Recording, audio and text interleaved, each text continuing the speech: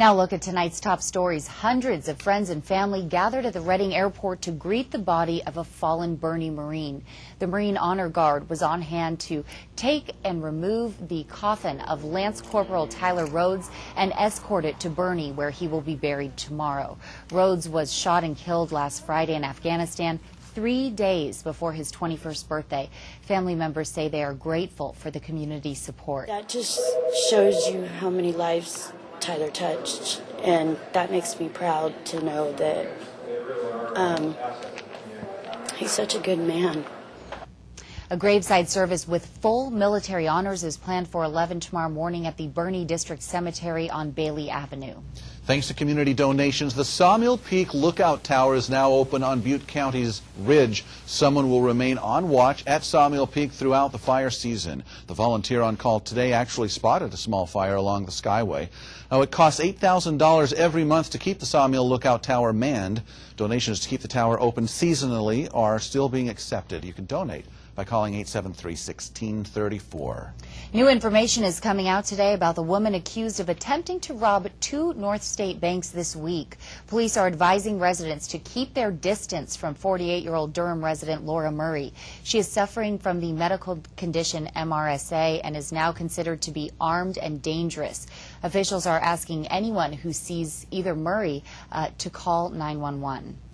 Tonight, there are new signs of hope from the floor of the Gulf of Mexico. For more than 24 hours, a new containment cap has kept the oil contained. But the success comes with a warning. This crisis is still far from over. Jay Gray has the latest. Yeah, Kira, in fact, testing on the new cap is just now past the halfway point. And while all of the news from the floor of the Gulf has been good so far, there is little change with the situation on the surface. It's been more than 24 hours now. Still no oil and apparently no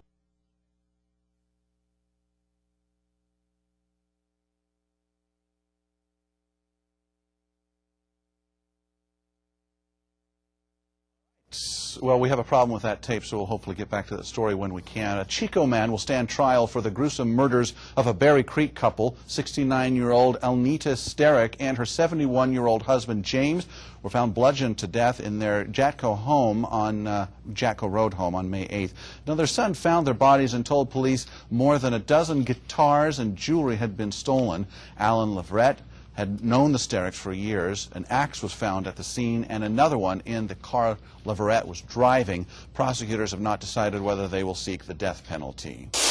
A Chico man who was convicted for starting a fire at an antique mall is ordered to serve 90 days in jail for violating probation. Authorities say 22-year-old Evan Felver had alcohol in his system recently when he took a routine test to make sure he was complying with the terms of his probation. Last summer, Felver accidentally started a fire that caused thousands of dollars in damage to a downtown Chico antique mall. He will be required to go through substance abuse treatment after he serves his jail term. A Yuba City man is behind bars accused of sexually assaulting an 11-year-old girl. Police arrested 46-year-old Daniel Garza last night. This is video we shot back in 2007 when Garza, who was a security guard at the time, made national news for tasing an alleged carjacker in the Walmart parking lot. Police began investigating Garza last month after the alleged incident took place at his home. He's being held without bail. Yuba Community College District trustees are raising their salaries by 5%. The pay raise comes after trustees eliminated jobs of 50 college district employees because of what the board says were budget problems. Trustees supporting the raise say they wanted to protect future board compensation since they can't go back and make up increases for past years. The Faculty Association president is not happy. She says the trustees think they can do anything they want and shouldn't be taking for themselves. The raise takes effect January 1st. Cal State Stanislaus officials say the foundation arm of the cash-strapped public university paid Sarah Palin $75,000 to speak at their 50th anniversary gala. The former Alaska governor's speech last month at the university drew intense criticism and scrutiny and also attracted sizable donations for the public school. Officials refused to divulge the terms of her contract or her speaking fee, that is, until today.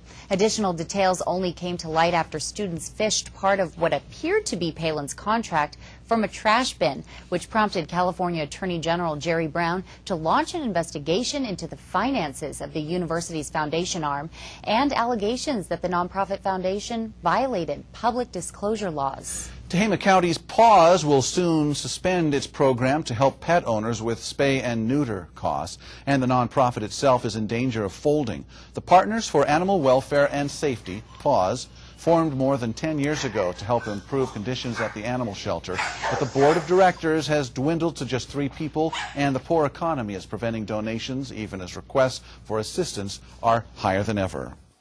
And it's dwindled down to where now we're doing only about 35 per month, where the demand calls coming in are at least 100 to 150 per month of requests. PAWS has had a huge positive impact on the shelter, and it's still felt today, and even if they are suspended, it'll continue to be felt.